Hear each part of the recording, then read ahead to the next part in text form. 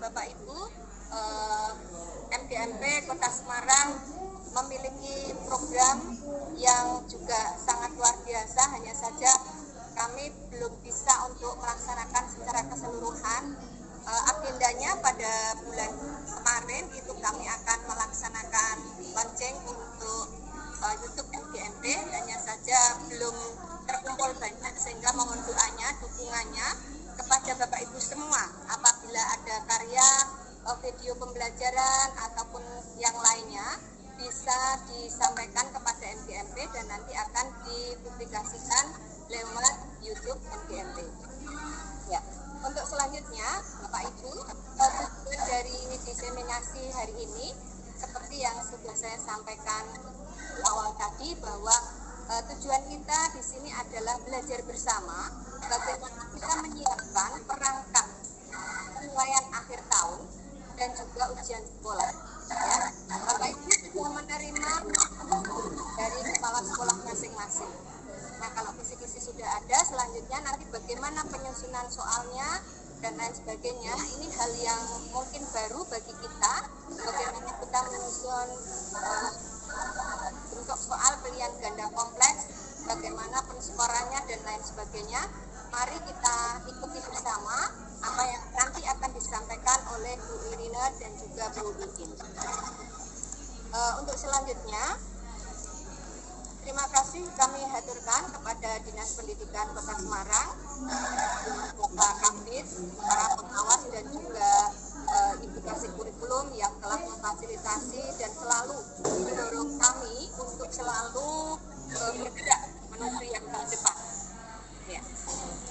Semoga acara ini bisa berjalan lancar dan sukses, dan semoga hasil dari penilaian akhir tahun dan juga SMP tahun 2022 juga bagus. Demikian yang dapat saya sampaikan. Tetap semangat teman-teman. Semoga semuanya selalu sehat dalam lindungan Allah SWT buka puasa.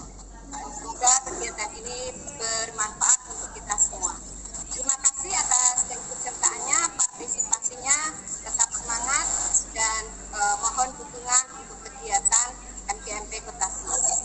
Demikian Bapak Ibu yang saya hormati, apa yang dapat saya sampaikan. Terima kasih. Billahi taufiq wal hidayah. Wassalamualaikum warahmatullahi wabarakatuh. Waalaikumsalam warahmatullahi wabarakatuh. Terima kasih Bu Ani.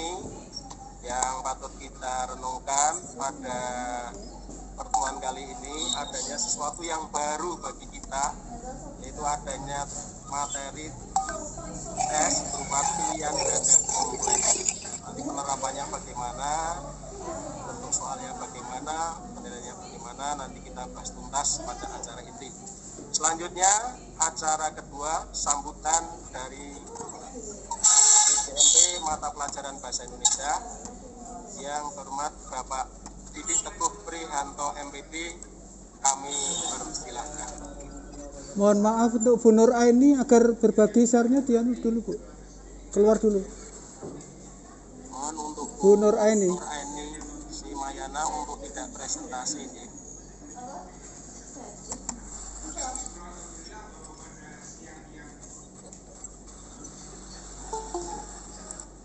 Nah, saya akan berbagi layar, tidak bisa ini Pak. Presentasi ini Pak Didi di tempat saya.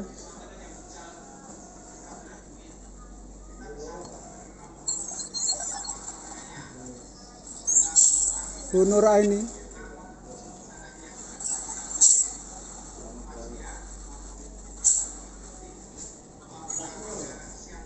Yang klik 3 itu Bu, diklik dulu Bu.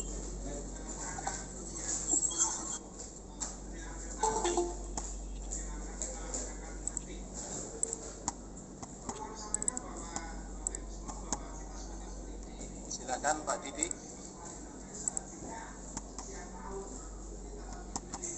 Baik, terima kasih. Assalamualaikum warahmatullahi wabarakatuh. Waalaikumsalam warahmatullahi wabarakatuh. Selamat datang Ibu Bapak Guru Bahasa Indonesia dalam diseminasi perangkat PAT dan ujian sekolah. Sebelumnya yang saya hormati Bapak Kabid, Bapak Dr. Muhammad Aksa,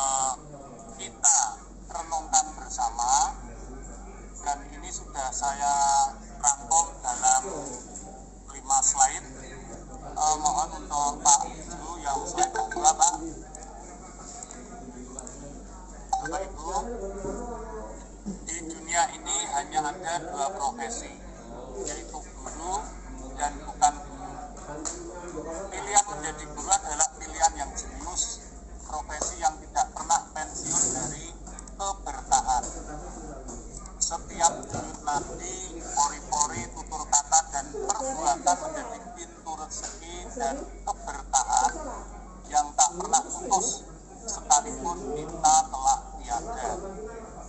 Potensi diri menjadi ladang amal yang tak pernah habis, membawa berkah selamanya.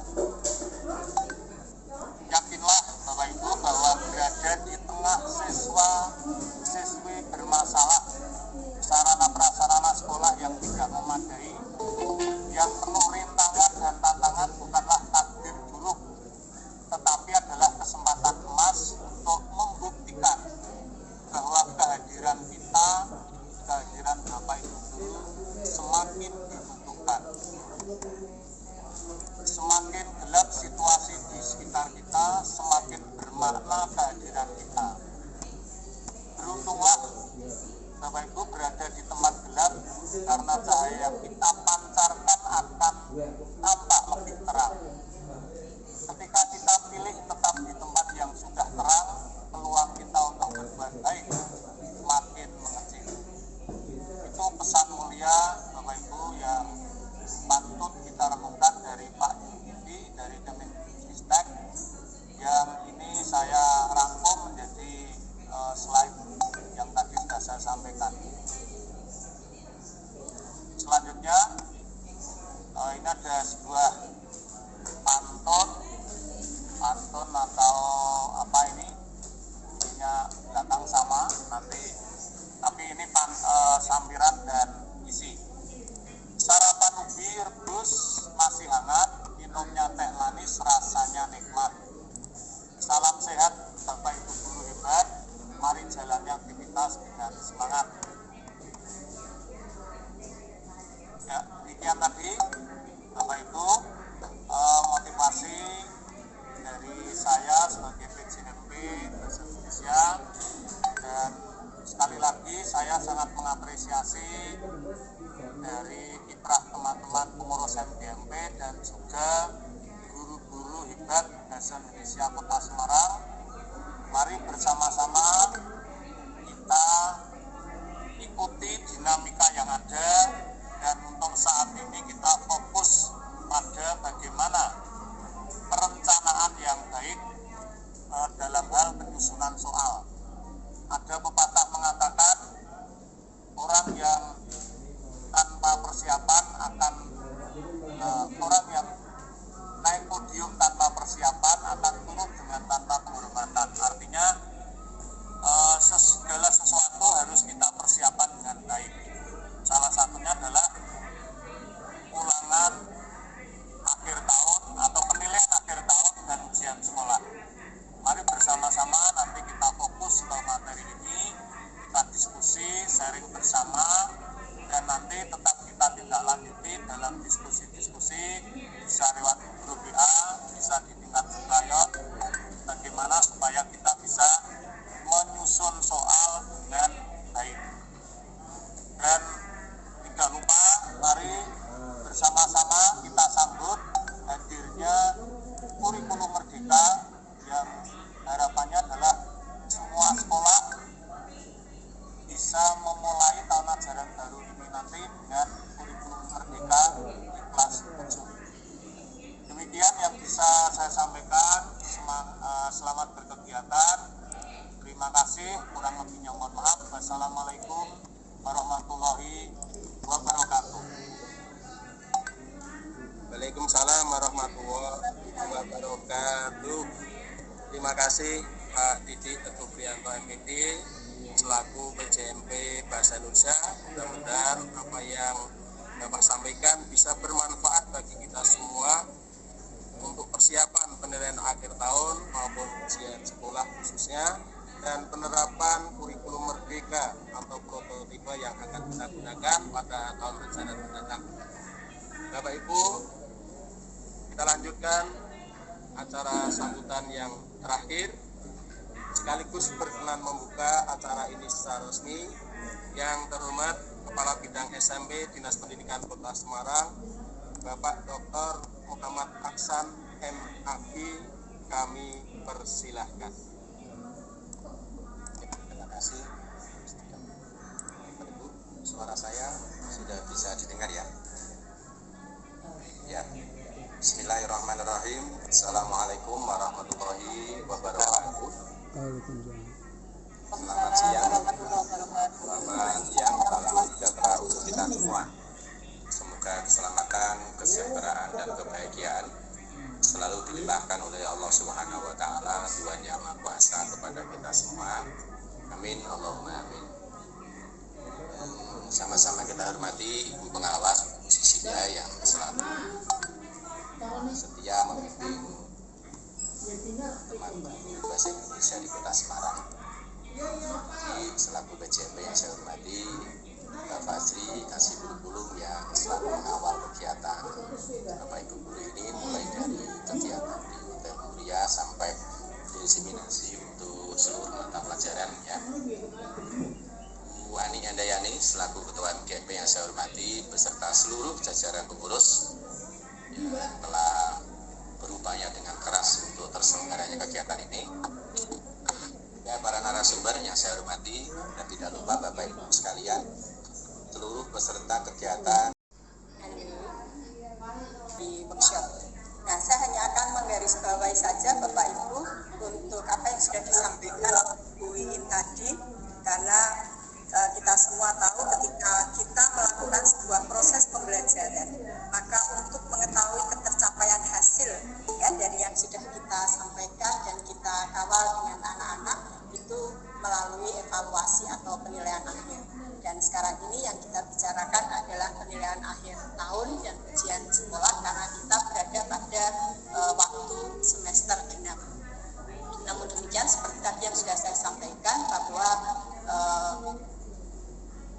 ini adalah konsep dasar, sehingga ketika Bapak Ibu menggunakan untuk penilaian akhir semester di semester dasar ya, ataupun ketika Bapak Ibu mengadakan evaluasi akhir setelah sebuah kandi selesai, tidak masalah, karena Bapak Ibu kita mengingat bagaimana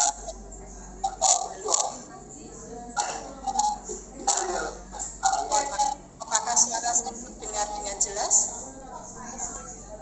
Terdengar kok Bu? Oh ya, ya bisa saya lanjutkan ya? Bisa. Ya. Ya, terima kasih. Saya lanjutkan. Jadi ketika kita mengadakan proses akhir dari kegiatan belajar mengajar, maka kita membuat sebuah perangkat atau instrumen yang akan kita gunakan untuk penilaian. Bapak Ibu, sebagaimana seorang dokter, ya, ketika kita menulis mengatakan bahwa anak ini sakit, ya, apakah dia tifus atau DP atau yang lain, itu kan tentu kita menggunakan alat ukur yang tepat, ya, dari diagnosa kita mengukur dengan alat yang tepat, maka kita akan mendapatkan hasil yang akurat juga. Nah, ini sama dengan ketika kita membuat evaluasi. Ketika kita membuat evaluasi, kalau instrumen yang kita buat itu tidak mengukur ketercapaian hasil, maka akan bias yang kita dapatkan. Ya, jadi Bapak Ibu, mari kita sekarang, kalau kemarin sudah ya, kita tingkatkan apa yang sudah kita buat, kita lakukan untuk pengukuran ini, buat ukuran yang betul-betul tepat ya. Alat ukur timbang misalnya ya, atau alat ukur apapun itu setiap tahun kan juga ditera ya Bapak Ibu. Nah, sama dengan ketika kita menggunakan alat evaluasi, mungkin pada tahun pelajaran ini tepat dipakai untuk anak-anak kita di tahun pelajaran ini. Tetapi ketika di tahun pelajaran berikutnya, mungkin dengan subjek didik yang berbeda akan berbeda juga. Maka ini Bapak Ibu, mengukur harus sesuai ya, apa yang akan kita ukur. Kemudian objektif, ya, kita juga harus merumuskan dengan objektif ya, skoranya harus tepat ya, adil. Nah, ini maksudnya tidak menguntungkan atau merugikan salah satu atau beberapa.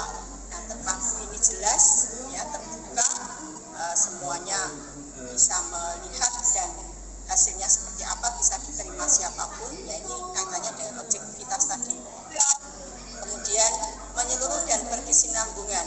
Jadi Bapak Ibu, di dalam penilaian ini juga kita harus mengingat unsur bahwa di dalam kita mengukur aspek kompetensi ini harus kita pantau secara berkesinambungan. Ya, kalau kemarin di AKM Bapak Ibu yang sekarang sudah kita lakukan, kita bisa melihat bagaimana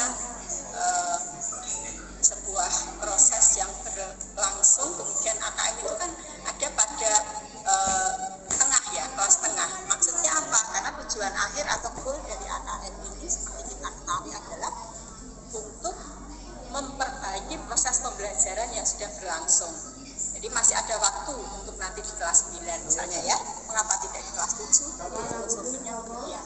Jadi karena ada dasar pemikiran ketika anak sudah melalui proses dari kelas 7, maka ketika di kelas 8 kita evaluasi. Nah kemudian setelah kita lihat hasilnya, kita bisa melihat oh masih ada yang harus dibenahi. Nah apa yang dibenahi? Apakah siswanya? Apakah kita cara mengajarnya? Atau materi kita? Atau kita sendiri sebagai guru? Atau sarana prasarananya yang harus kita benahi? Nah nanti bisa didiskusikan dengan pihak sekolah dan akhirnya kita perbaiki untuk selanjutnya setelah waktu AKM itu berlangsung kita bisa memperbaiki ya untuk di kelas 9 gitu. Jadi masih ada waktu. Jadi berkesinambungan Bapak Ibu. Sistematis. Nah, sistematis ini pengukuran dilakukan secara berencana dan bertahap mengikuti tahapan baku penyusunan soal. Mungkin kalau kita mengikuti teori seperti ini membosankan ya Bapak Ibu, apalagi Bapak Ibu dari pagi tadi mungkin ya sudah mengajar sampai sekarang saat ini masih duduk manis ya di depan laptop atau di depan HP, maka mohon maaf ini ya minta waktu sebentar saja, mudah-mudahan tidak terlalu lama nanti ya.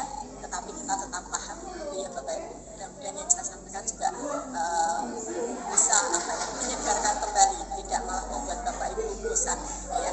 Nah kemudian beracu pada kriteria. Nah ini jadi mengacu pada kriteria artinya kita tidak membandingkan siswa dengan siswa yang lain ya, karena ini akan menyakiti hati gitu ya Bapak Ibu. Maka di kurikulum 2013 itu kan tidak ada peringkat. Mengapa? Karena anak tidak dibandingkan dengan anak yang lain. Pembandingnya apa? KKM yang ditentukan oleh sekolah. Ya, jadi kita mengacu pada kriteria.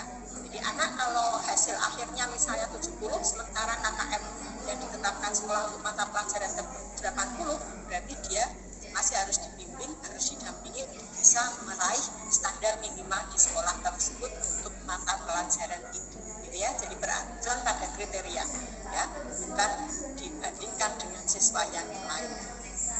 Nah, kemudian akuntabel ini sudah jelas bisa dipertanggungjawabkan ya, dan ini yang terakhir ini Bapak Ibu untuk soal-soal yang kita buat hendaknya kita memperhatikan ini sarape gitu ya. Kalau di Menjar itu diterjemahkannya sara itu kan suku agama ras antar golongan, kemudian tidak boleh ada pornografi ya, kemudian tidak boleh ada erotisme, tidak boleh ada kekerasan ya, komersial itu Bapak Ibu. Jadi kita terutama di bahasa Indonesia kan kadang teks yang kita pakai ya itu kita tidak sadar bahwa itu mempromosikan, misalnya mempromosikan satu produk. Nah itu tidak boleh Bapak Ibu. Kemarin di ujian nasional yang di awal pemerintahan yang sekarang ini itu sempat menjadi viral ya, dan menjadi topik pembahasan yang cukup luas karena di situ ada tokoh ya yang masih hidup. Nah ini salah satunya ya, kita kalau bisa menghindari menyampaikan teks dengan tokoh yang masih hidup ya, karena tadi kalau ada ketersinggungan satu pihak atau ada yang mengasumsikan dengan kepentingan yang lain, apalagi itu berkaitan dengan politik, nah kita di lembaga pendidikan kan tidak ke ranah itu gitu ya. Nah kemudian tahap penyusunan soal tadi sudah dijelaskan oleh Bu Iin, dari menyusun kisi-kisi ini merupakan ragu-ragu kita supaya tidak tumpang tindih. Dan mengapa kisi-kisi ini perlu dibuat? Supaya soal yang kita buat tadi alat ukur kita itu sahih ya. Jadi jangan sampai nanti mengelompok juga pada salah satu KD ya. Nah, mungkin ada yang menyampaikan sekarang ini kan KD kita terbatas ya. Kalau seperti itu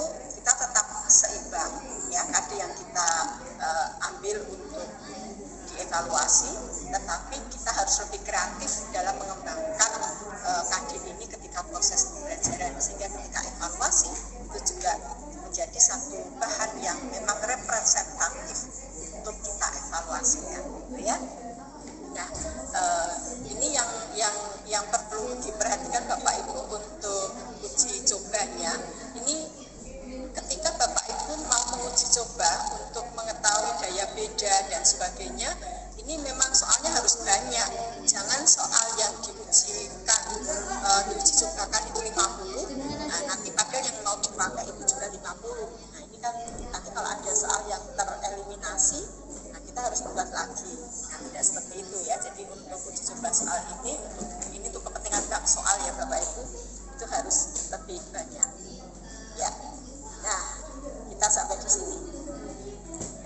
Bapak Ibu, untuk bentuk soal tadi sudah disampaikan oleh Bu Iin, kita akan fokus di yang kelima ini, yaitu pilihan ganda kompleks.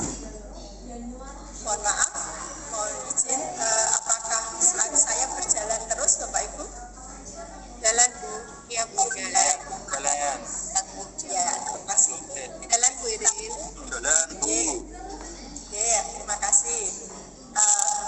Bapak Ibu tadi kan Bu Iin sudah menjelaskan ini pilihan ganda, ini disebut pilihan ganda tunggal. Sebetulnya bentuk soal ini kan sudah kita kenal semua ya Bapak Ibu ya. Tadi di pilihan ganda kompleks ada benar salah, ini sebenarnya sudah ada dari dulu ya Bapak Ibu. Saya ingat ketika saya SD pun soalnya benar salah gitu ya, atau ya tidak. Tetapi di sini dikembangkan Bapak Ibu untuk melatih anak-anak berpikir kritis. Ya, tadi Bu Iin sudah menyampaikan kita sekarang ada di era 4.0. Ya, yaitu di mana pada masa ini sudah sangat berbeda ketika kita tadi klik ya. Saya tadi melihat mungkin teman-teman yang sharing berbagi tadi ya, presentasi tadi mungkin ada yang sengaja, mungkin ada yang tidak gitu ya.